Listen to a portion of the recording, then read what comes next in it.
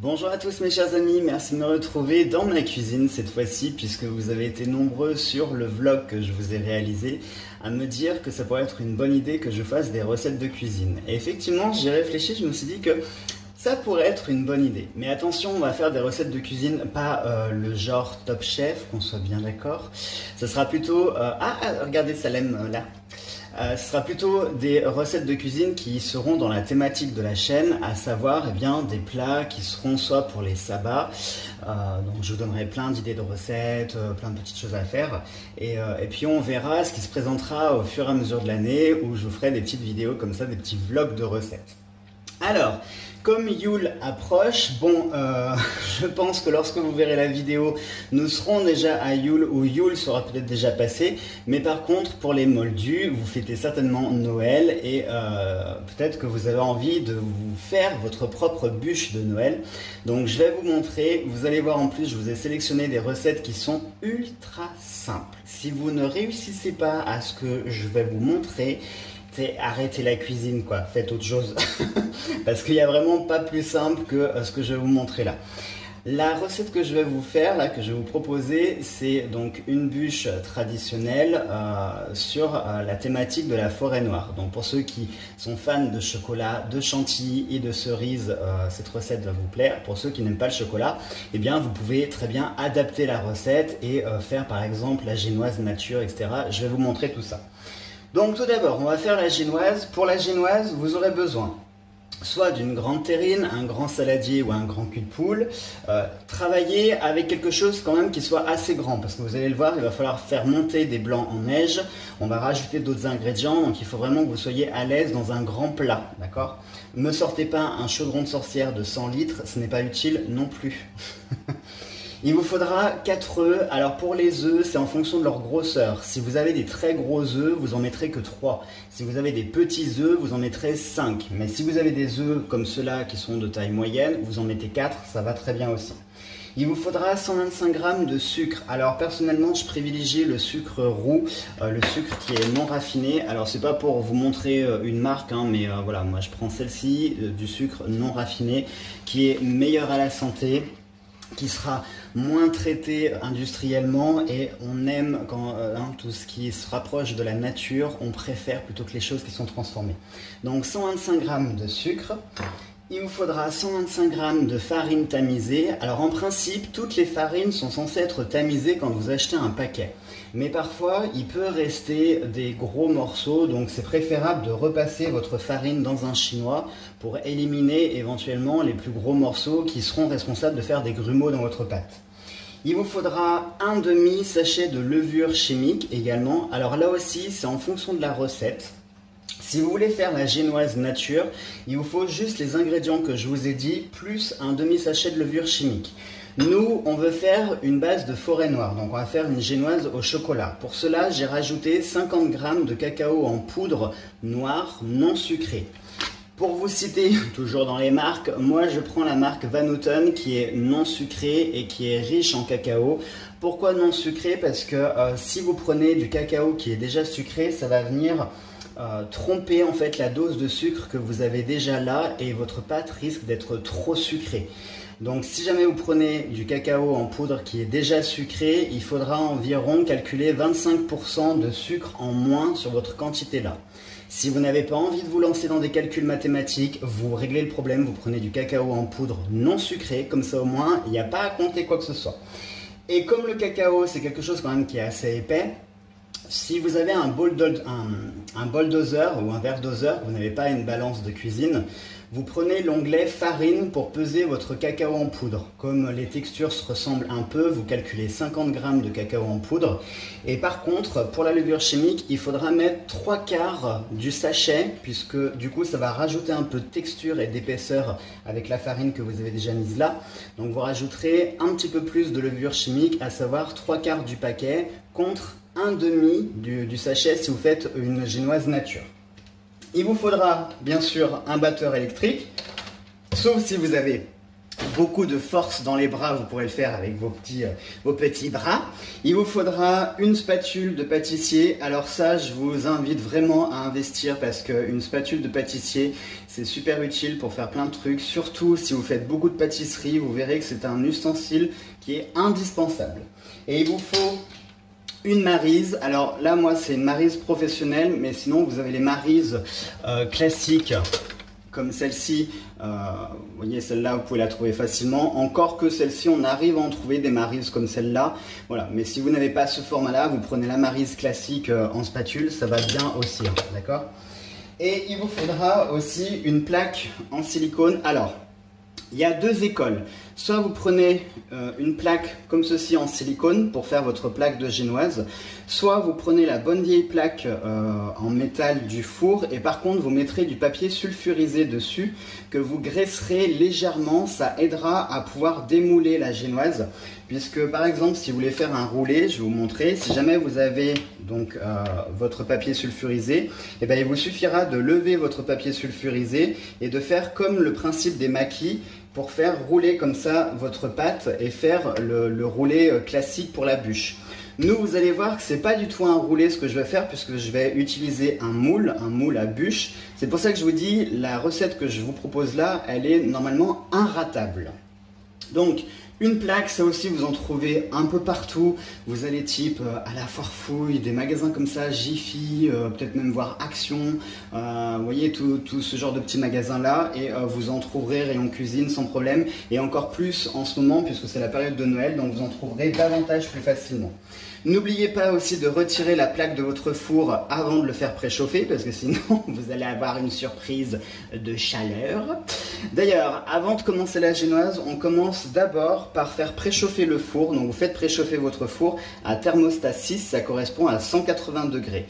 Vous le faites bien préchauffer, c'est très important. En pâtisserie, il faut toujours que votre four soit chaud. Et on va pouvoir commencer. Alors, tout d'abord, on va séparer les blancs des jaunes.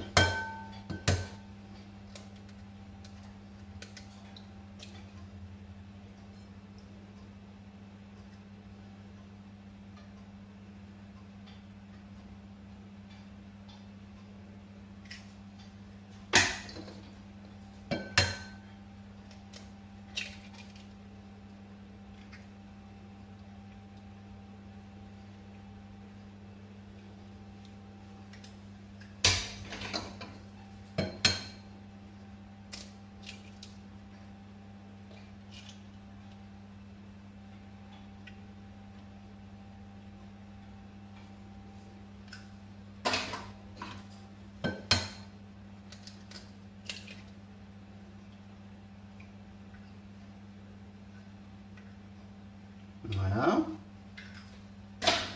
Vous regardez dans vos blancs si vous n'avez pas fait tomber de petites coquilles.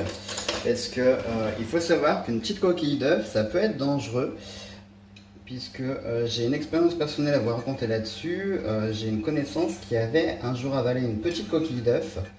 Et bien cette petite coquille d'œuf est venue s'installer au niveau de son appendice et a créé une crise d'appendicite. Donc on vérifie toujours qu'il n'y ait pas de petite coquille d'œuf, surtout que ce n'est pas digeste pour nous. Hein.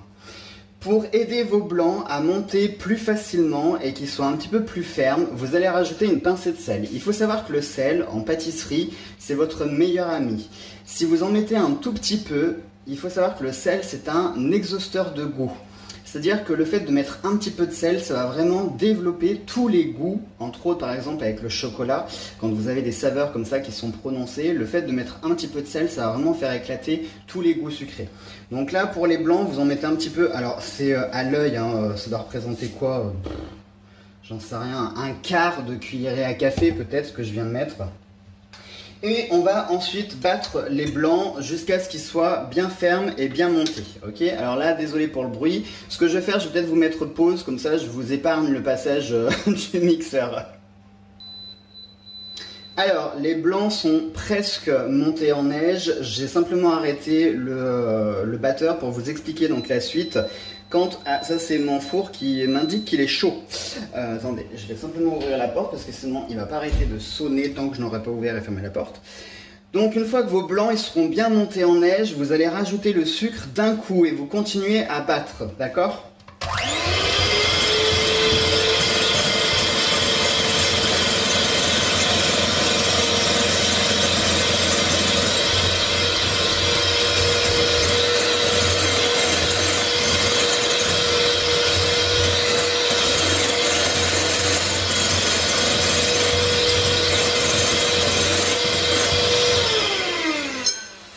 Pour vérifier si vos blancs sont bien montés en neige, une petite technique vieille comme le monde que certainement vous avez vu grand-mère en train de le faire. Hop, on retourne le saladier.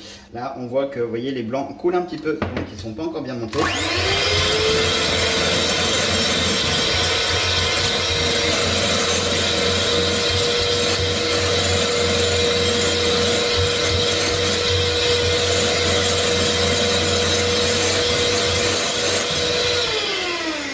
Attention à ne pas trop battre vos blancs parce que vous allez faire l'effet inverse, c'est-à-dire vous allez casser les molécules de protéines et vos blancs vont retomber et redevenir liquides. Et une fois qu'ils sont retombés, c'est fini, vous pouvez les jeter, hein, vous ne pouvez plus rien faire avec.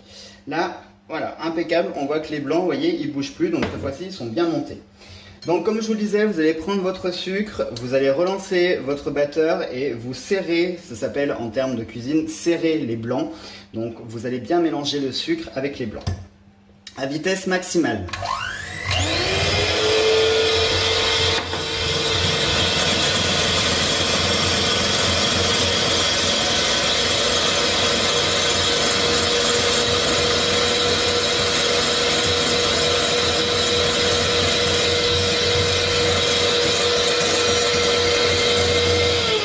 Voilà.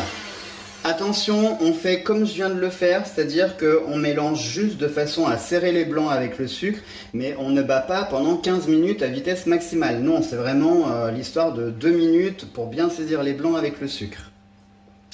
Ensuite, donc, vous allez ajouter, vous allez baisser la vitesse de votre batteur, vous allez réduire à peu près de moitié le batteur, et vous allez ajouter les jaunes.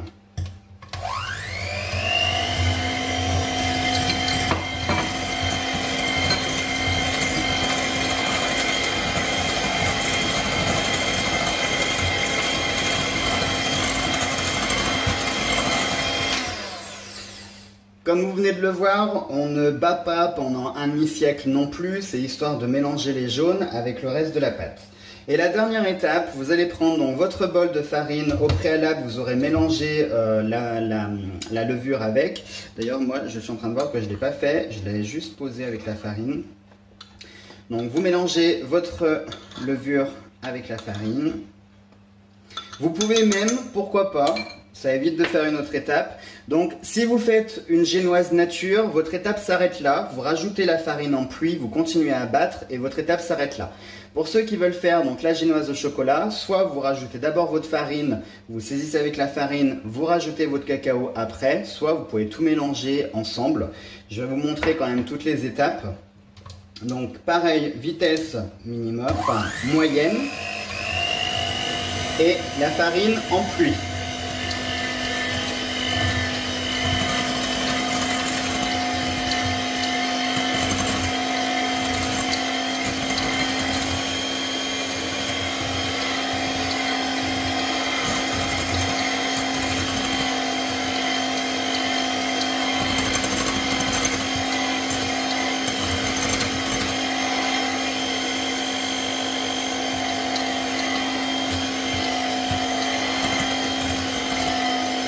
Comme vous le voyez, je ne rajoute pas toute la farine en un seul coup.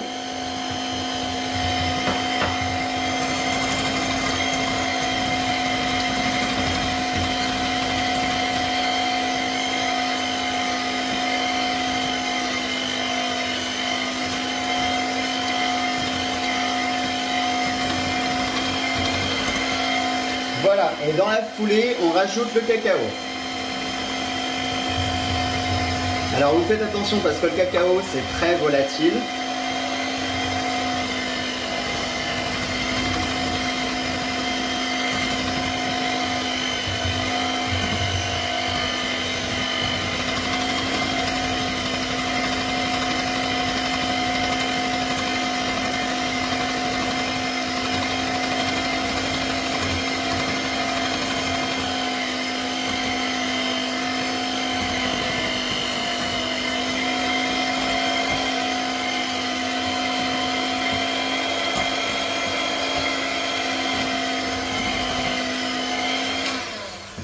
Voilà, et surtout, on ne bat pas trop longtemps.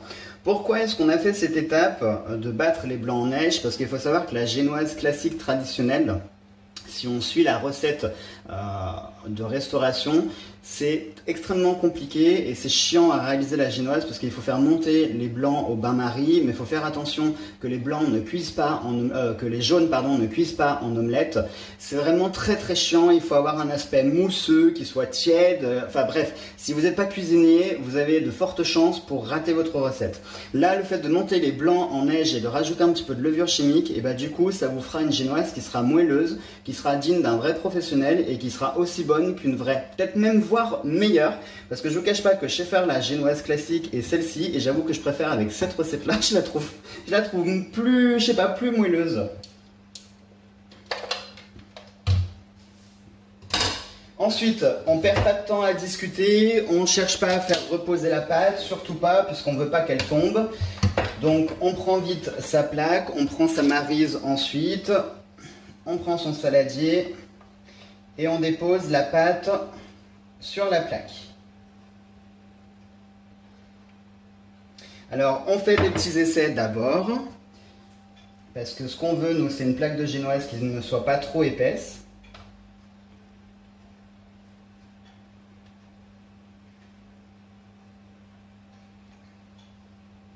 C'est bon, on peut en rajouter. Parce que selon la plaque que vous avez, la recette que je vous ai donnée, vous pourrez soit refaire encore une plaque de génoise, ou alors vous n'en aurez pas assez, il faudra en refaire. Mais là, vous voyez, on a une quantité, je vais dire, parfaite pour la plaque.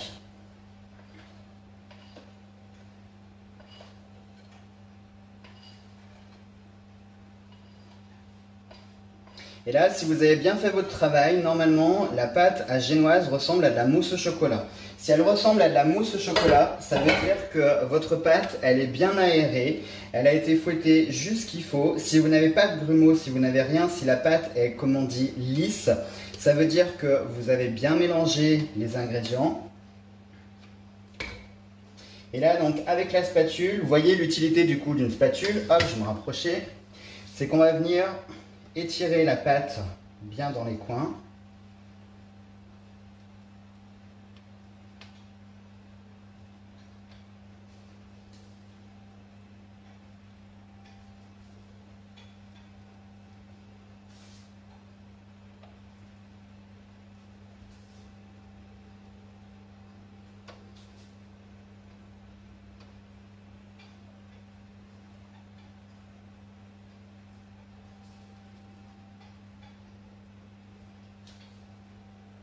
Alors, vous avez le temps avant que la pâte retombe, hein, ne vous stressez pas non plus.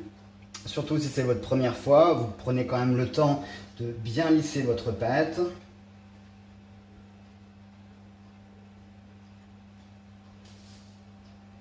Mais ne tardez pas trop non plus, hein, qu'on soit d'accord.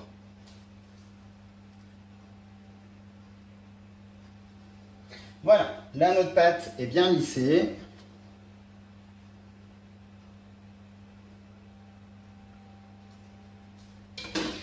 Et maintenant, hop, ça coule un petit peu sur ce côté-là. Maintenant, on va enfourner pendant 20 minutes. Attention, la cuisson de la génoise, c'est pas, vous mettez votre plaque, je vais d'abord mettre la plaque, je vous explique après.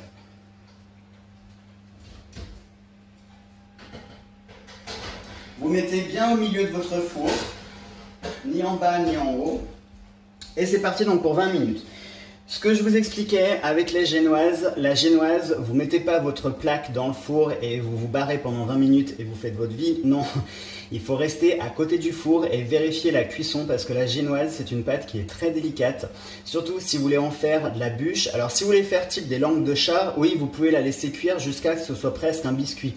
Mais si vous voulez quelque chose qui soit moelleux et que vous pouvez bien rouler pour faire soit un rouleau, soit une bûche, il faut que votre génoise soit molle. Donc il ne faut pas qu'elle soit trop cuite, hein. Il faut qu'elle soit cuite à cœur, mais il ne faut pas qu'elle soit trop cuite, d'accord?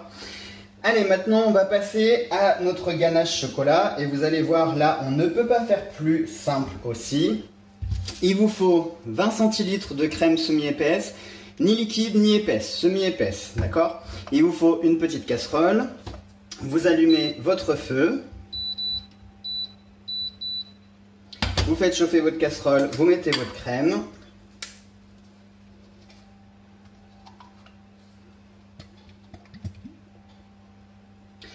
Si vous voulez récupérer l'intérieur du pot, parce qu'en principe dans les pots, dans les briques, vous avez toujours encore un petit peu de crème qui reste, et bien vous mettez tout simplement un tout petit peu d'eau, mais vraiment un tout petit peu. Hein. Vous refermez, vous secouez bien pour nettoyer l'intérieur de la bouteille, hop, et vous versez le reste. Et vous avez vu tout ce qu'on a récupéré là en crème, bah tout ça, ça va à la poubelle sinon.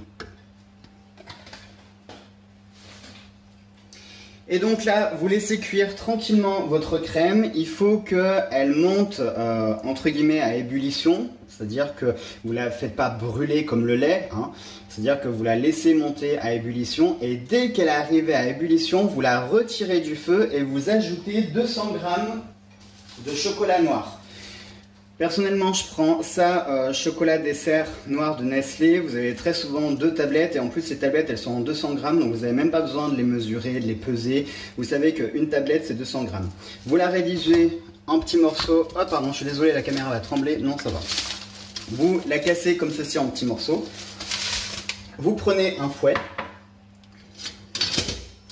Et dès que votre crème est arrivée à ébullition, vous allez tout simplement retirer la crème du feu. Donc là, je ne vais pas le faire, mais vous retirez tout simplement la crème du feu et vous jetterez le chocolat dedans sans remettre sur le feu. Hein, vous laissez le chocolat fondre dans la crème bouillante et ensuite vous réservez soit au frigo. Alors vous ne mettez pas la crème chaude tout de suite au frigo, vous attendez qu'elle refroidisse un petit peu et ensuite vous la mettez au frigo et vous verrez que ça va faire une crème qui va prendre une crème très épaisse qui vous permettra de faire votre glaçage de bûche, faire, vous savez, les petits tortillons à la poche, tout ça, vous aurez une pâte qui sera bien épaisse. Pendant que la crème cuit, enfin qu'elle chauffe, on va s'occuper de la marmelade de cerise. Alors, je m'embête pas, hein, je vais pas cueillir mes cerises noires moi-même et j'en fais ma confiture. Si j'avais des cerisiers, je le ferais avec grand plaisir, mais j'en ai pas. Et honnêtement, c'est pas dans ma cour, dans mon petit jardin que je vais pouvoir planter des cerisiers. Donc j'ai acheté de la marmelade toute prête. Alors ça, c'est la marque Lucien Georgelin. C'est une très bonne marque, franchement, qui fait des très bonnes confitures. Et j'ai pris de la cerise noire parce que normalement, la forêt noire traditionnelle, ce sont avec des cerises noires que l'on fait. Donc vous prenez votre confiture. Ça sert à rien de salir plein de choses. Donc on rince et on réutilise. Environ, alors moi je fais à l'œil. Vous voyez, j'ai pris à peu près la moitié du pot, à peu près, un petit peu plus, peut-être les 2/3 du pot. Regardez, le niveau il arrive là, donc je dirais environ les 2/3 du pot. Sachant que vous êtes libre de pouvoir en refaire un pot, vous suffira largement pour une bûche. Regardez, là on a notre crème qui commence à être chaude, donc on va pouvoir la retirer. Dès que vous commencez à avoir des bulles se former sur le côté de la casserole, c'est que votre crème arrive à ébullition. Donc là, vous coupez tout de suite, vous ne perdez pas de temps, vous jetez votre chocolat, vous retirez hors du feu et vous mélangez votre chocolat à la crème. Et là, vous remuez bien, jusqu'à ce que le chocolat soit complètement dissous, fondu dans la crème.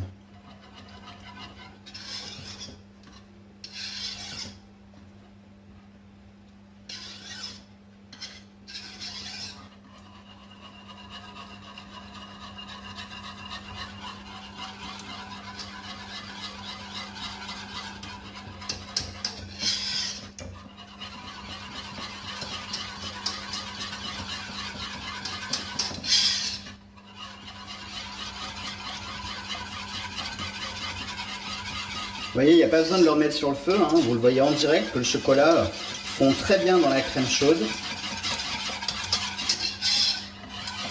Et il faut que votre crème, je ne sais pas si vous allez voir à la caméra, vous voyez, il faut qu'elle soit brillante. Quand elle est bien brillante, ça veut dire que le chocolat a bien fondu dans la crème. Le chocolat a fini de fondre dans la crème, donc ce qu'on fait, on le réserve, on le remet pas sur la cuisson bien sûr, puisque ce que l'on veut c'est que ça refroidisse. Donc avant d'y mettre au frigo, vous attendez que la crème est refroidie, qu'elle soit à peu près à température ambiante, et là vous la mettrez dans votre frigo. C'est très important parce que sinon ça abîme vos frigos si vous mettez un plat chaud directement dans le frigo. Donc maintenant on va passer à notre marmelade de cerise noire. Alors comme je vous le disais, pour la confiture, essayez de privilégier de la marmelade avec des morceaux, puisque dans la forêt noire vous avez des vraies cerises. Alors vous pouvez aussi rajouter des vraies cerises si vous voulez, mais si vous voulez pas vous prendre la tête, vous prenez de la marmelade avec des morceaux de fruits et ça va très bien. Ensuite il vous faudra du kirsch, bien évidemment. Pas besoin d'acheter une grosse bouteille, vous prenez une petite bouteille comme ça, vous voyez par exemple celle-ci, je l'ai achetée l'année dernière pour faire mes bûches. Regardez ce qui me reste encore, hein. Il me reste même pas la moitié de la bouteille, donc c'est pour vous dire à quel point je n'en consomme pas. Donc une petite bouteille suffira largement, vous trouvez ça dans les rayons alcool de grande surface ou même petite surface ou moyenne surface.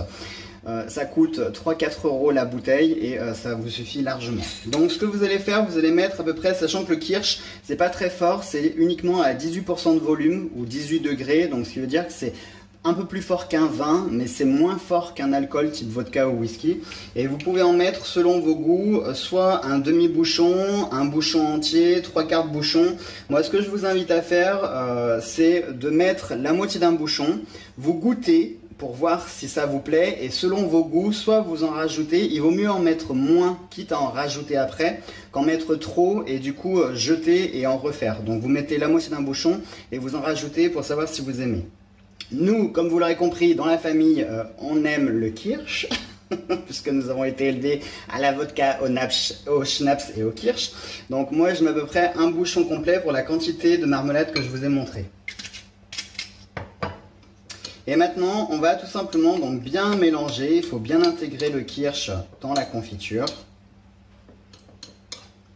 Et rien que l'odeur, là c'est dommage, vous n'avez pas l'odeur qui se diffuse à la caméra, mais je peux vous dire que le mélange cerise et kirsch, c'est une tuerie.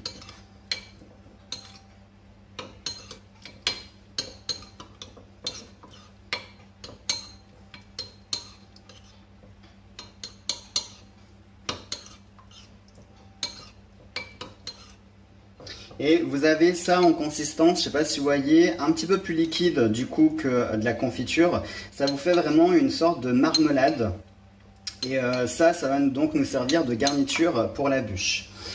Voilà, donc là vous avez tout fini, vous n'avez plus ensuite qu'à réserver votre crème au frigo. Pareil, vous mettez votre marmelade au frigo et on se retrouve nous quand la génoise a fini de cuire pour vous montrer comment la préparer. Vous pouvez déjà préparer votre moule à l'avance. Alors moi c'est un moule que j'avais trouvé dans un petit magasin à côté de chez moi, type La Foire Fouille. C'est un moule en inox qui est vraiment conçu pour les bûches, puisque comme vous pouvez le voir c'est la moitié d'une sphère. C'est la moitié d'un rond, vous avez les supports de chaque côté pour la tenir. Vous mettez du film alimentaire à l'intérieur, ça vous aidera à pouvoir démouler ensuite votre bûche plus facilement. Et surtout ça évitera, vous faites en sorte que votre film alimentaire soit bien là dans les angles, pour éviter que vous ayez de la crème et de la marmelade qui coulent en dehors du moule. Donc ça déjà, vous pouvez préparer votre moule. Et donc nous on se retrouve pour la suite de la recette dès que la génoise est cuite. Je vais vous donner une petite astuce de chef pour savoir si votre pâte, peu importe le gâteau, pour savoir si votre pâte est cuite. Vous prenez un couteau, tout ce qu'il y a de plus classique, et vous allez venir piquer à l'intérieur de votre pâte. Vous piquez bien au centre, comme ça. Et vous portez la pointe, déjà vous regardez s'il n'y a pas de pâte. Là on peut voir qu'il n'y a pas de pâte. Et vous portez la lame de votre couteau sur votre lèvre inférieure.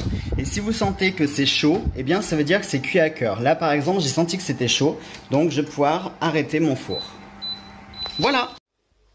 Allez, on se retrouve pour la dernière étape de notre bûche. Donc là, j'ai sorti ma plaque du four. Je l'ai laissé refroidir environ 20 minutes, une demi-heure. Faites attention de ne pas démouler votre plaque de génoise quand elle sort du four parce que vous avez de forts risques de la casser. Donc attendez qu'elle soit refroidie. Vous verrez que vous arriverez davantage à la démouler. Surtout qu'en plus, si vous avez opté pour une plaque comme ça en silicone, ça va se démouler super facilement. Regardez un petit peu. J'ai juste un petit peu décollé et regardez, il suffit de tirer délicatement comme ceci Et voilà, votre plaque est nickel. Regardez, il reste rien sur la plaque. Et votre plaque est parfaitement en un seul morceau. Si jamais votre biscuit n'est pas assez mou, alors là, vous voyez qu'il est largement mou. Hein, il est dans la consistance qu'on voulait pour pouvoir le rouler, si on veut faire un roulé. Donc si vous voulez faire un roulé, vous avez juste à mettre votre garniture comme ça. Et ensuite, vous roulez votre bûche. Vous faites votre, comment on appelle ça, votre glaçage par-dessus et votre bûche est terminée. Nous, on ne veut pas faire un roulé puisqu'on veut la mettre dans le moule. Alors, pour que...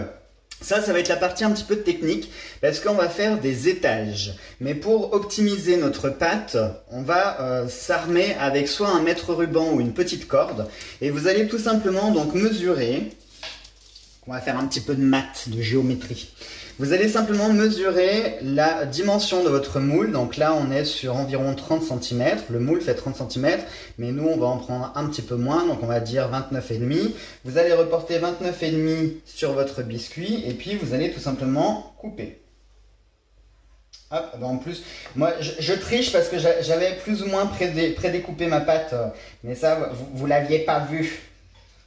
Voilà, donc là, ça va être notre partie qu'on va mettre dans le moule et ça nous servira pour faire un étage. Et on veut un autre étage puisque du coup, dans le moule, on va mettre la pâte, on va mettre la ganache, une couche de génoise, une couche de marmelade de cerise et on va revenir finir le tout avec une autre plaque de génoise.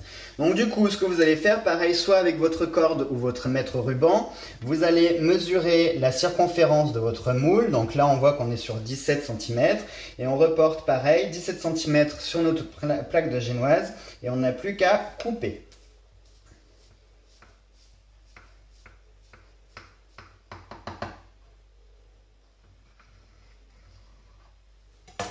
Ce qui fait que là, vous avez trois morceaux. Vous avez le grand morceau qui va aller là dans le moule. Vous avez le petit morceau qui ira par-dessus et l'autre morceau qui ira à l'intérieur.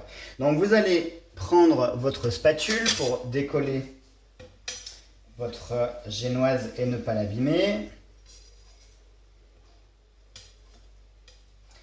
Vous allez apporter votre moule qui soit près de vous. Et vous allez simplement poser votre génoise comme ça dans le moule. Et vous n'avez plus qu'à y aller tout doucement. Vous n'y allez pas comme des bourrins. Hein, ça ne sert à rien. Le biscuit, de toute façon, s'il est bien moelleux, vous verrez qu'il va prendre sa place tout seul. Vous voyez, regardez. Moi, il a pris sa place tout seul. Il ne s'est pas cassé. Donc ça prouve que votre génoise est moelleuse.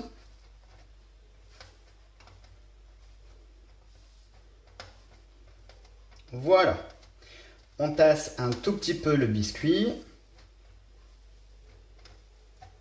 Donc si jamais votre génoise n'est pas assez souple, vous pouvez la mouiller, c'est le terme technique, vous pouvez la mouiller avec un sirop. Pour cela, vous prenez l'équivalent environ d'un verre d'eau, la moitié d'un verre d'eau, des petits verres, hein, pas des grands verres, un petit verre, regardez, type voilà, un verre comme ça, hein, de cette taille, à peu près la moitié d'eau. Vous mettez environ une grosse cuillère à soupe de sirop d'érable, une cuillère à soupe de miel. Vous pouvez mettre un petit peu de rhum si vous voulez parfumer, mais vous pouvez rajouter le rhum par du kirsch pour rester dans les mêmes goûts que la bûche. Ou si vous voulez pas mettre d'alcool, vous pouvez mettre un petit peu de vanille. Vous faites chauffer votre sirop et ensuite avec votre pinceau, vous venez passer comme ça sur le biscuit. Ça permettra de mouiller un petit peu le biscuit et vous verrez qu'il va se mouler plus facilement du coup. Mais si vous avez votre génoise qui est parfaitement moelleuse, vous n'avez pas du tout à mouiller votre biscuit. Votre biscuit, vous verrez qu'il sera parfait et que vous n'aurez aucun problème avec. Donc une fois que vous avez bien tapissé votre génoise dans le moule, on va prendre notre ganache et notre marmelade de cerise.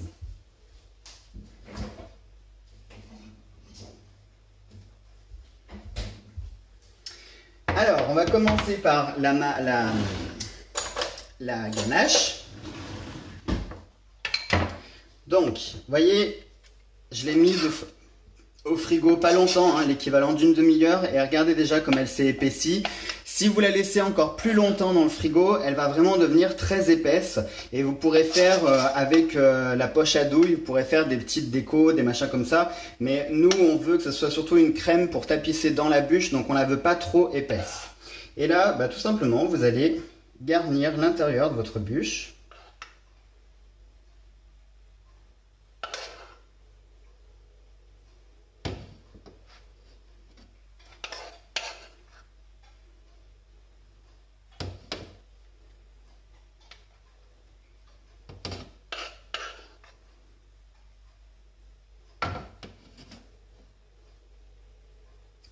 Si jamais vous avez pas assez découpé, et moi c'est ce qui risque de faire, vous allez pouvoir tricher parce que du coup j'aurai pas besoin de toute la largeur. Donc je vais pouvoir facilement recouper en deux. Et ce que vous faites, si jamais vous avez coupé trop court, et là vous voyez moi j'ai fait la bêtise, il manque 1 cm dans le moule, c'est pas bien grave. Ce que vous allez faire, vous allez tricher de façon à ce que vous n'ayez pas, que ça ne coule pas dans votre moule.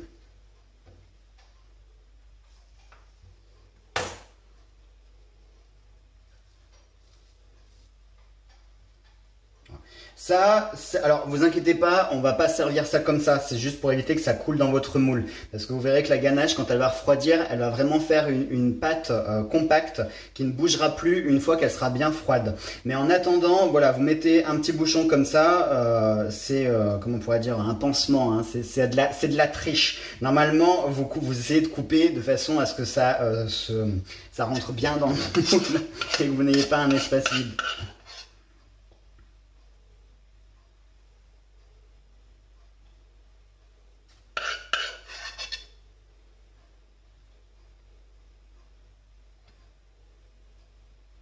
Voilà.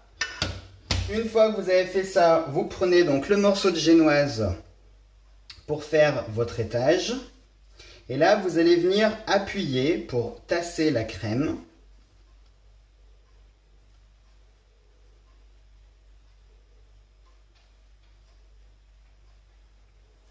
Et donc tout le reste, vous voyez ici cet espace, vous n'avez plus qu'à compléter avec la marmelade de cerise.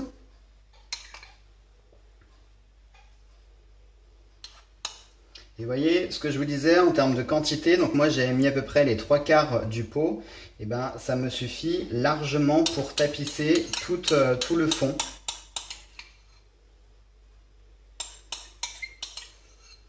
Vous voyez, regardez, il ne reste plus rien.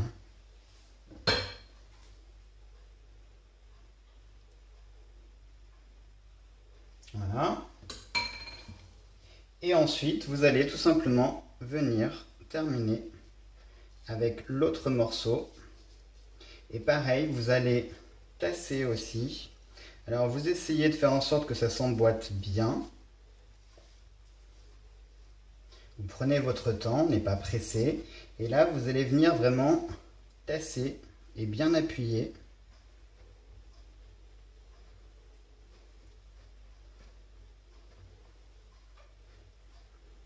N'ayez pas peur, ça risque rien, hein, c'est dans le moule. Vous avez mis du film alimentaire, donc ça risque pas de dépasser. Et là, votre bûche est terminée. Vous n'avez plus qu'à la mettre au frigo. Vous la laissez bien reposer une nuit complète pour qu'elle soit bien ferme. Et le lendemain, eh bien, vous n'avez plus qu'à prendre votre moule, vous la posez sur votre plat, vous démoulez. Vous allez voir que ça va se démouler super facilement. Et ensuite, vous prendrez, alors moi j'ai pris une bombe chantilly toute prête, mais vous pouvez faire votre propre chantilly. Il faut de la crème épaisse cette fois-ci, vraiment très épaisse, minimum 30% de matière grasse.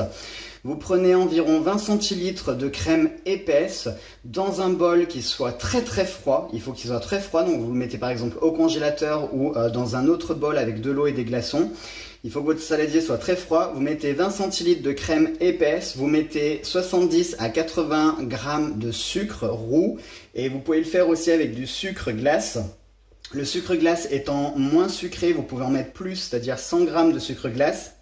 et vous fouettez jusqu'à ce que vous ayez une belle crème qui soit bien épaisse, et vous allez pouvoir ensuite tout simplement faire le glaçage de votre bûche, et par-dessus vous prendrez une râpe avec une autre tablette de chocolat et vous venez râper du chocolat par-dessus, et ça vous fera donc une forêt noire façon bûche de Noël. D'ailleurs, pourquoi est-ce qu'on fait cette recette? Alors là du coup c'est l'allemand qui va parler. Il faut savoir que la forêt noire à la base c'est un dôme, c'est pas du tout le gâteau que vous pouvez trouver dans le commerce, c'est vraiment un dôme, c'est une colline. La forêt noire, c'est une région qui est en Allemagne, qui est composée de beaucoup de collines, justement. Et pourquoi ça ressemble à ça? C'est-à-dire cette chantilly avec les copeaux de chocolat, la cerise, etc. Dans la forêt noire, il faut savoir qu'il y a beaucoup de cerisiers. C'est des cerisiers qui sont typiques d'Allemagne et qui sont des cerises noires. Et vers l'hiver, vous avez les cerises donc, qui tombent au sol, qui vont commencer à pourrir. Eh bien, les cerises qu'on met en base vont représenter les cerises qui tombent au sol de la forêt noire. Par-dessus, l'autre couche de chocolat va représenter tout ce qui est la terre, les feuilles, etc. qui peuvent se mettre par-dessus ce lit de cerises. Et ensuite, la crème chantilly représente la neige qui va venir recouvrir la forêt. Et les copeaux de chocolat qu'on peut voir par-dessus la chantilly vont représenter les pics, les cimes des sapins qui vont sortir à travers la neige. Voilà pourquoi la forêt noire s'appelle forêt noire, parce que c'est vraiment la symbolique de la vraie forêt noire en Allemagne. Et les couches de gâteaux représentent également les couches qu'on peut trouver dans la forêt noire, à savoir cerises, le compost de feuilles, qui est représenté par le chocolat, la chantilly pour la neige, et ensuite les copeaux de chocolat pour les cimes des sapins. Voilà donc mes chers amis, je vous montrerai pas la bûche terminée parce que elle va passer la nuit complète au frigo, et c'est pour demain seulement, donc je la terminerai demain chez les filles. Je mettrai la chantilly au dernier moment pour éviter qu'elle retombe, et voilà. Et maintenant eh bien vous n'avez plus qu'à cuisiner vous aussi. Je vous montrerai quand même demain, je vous ferai une vidéo sur Yule et je vous montrerai la bûche à quoi elle ressemble une fois terminée. Et puis maintenant à vos fourneaux, et j'espère vraiment que cette recette vous aura plu. Si c'est le cas, n'hésitez pas à mettre un petit pouce bleu, à vous abonner à la chaîne pour suivre un petit peu tout ce que je fais dessus. Et en attendant, je vous embrasse tous très fort et je vous souhaite de passer de très bonnes fêtes de fin d'année.